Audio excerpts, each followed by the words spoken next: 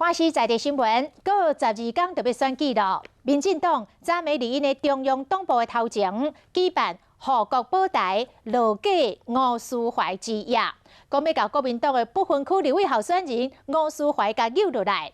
民进党的副总统候选人赖清德是压底登场，讲台湾绝对袂当输，台湾一定爱赢。所有的父老乡亲，所有的好朋友，大家晚安，大家好。 民进党副总统候选人赖清德一现身，马上造成轰动。咱的活动的目标会成功的，有信心无？有三大理由，咱一定爱下架吴思怀。感谢大家来支持，嘛大家甲票投给民进党，唔通互台湾输去。 同时，互少年人会当一代搁一代，互台湾有更较好的未来，好唔好啊？好唔好？虽然外面的天气不好，湿湿搁冷冷，不过赶快是这么多支持者坐伫大卡大喊口号。2020，台湾要赢！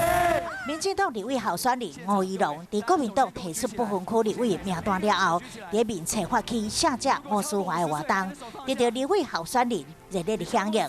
民进党党中央29暗时就在北平东路前面举办护国宝台造势活动，强调吴思怀的正义，希望激起支持者的热情，嘛帮民进党的选情加温。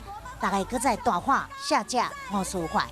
下架吴思怀！下架吴思怀！下架吴思怀！下架吴思怀！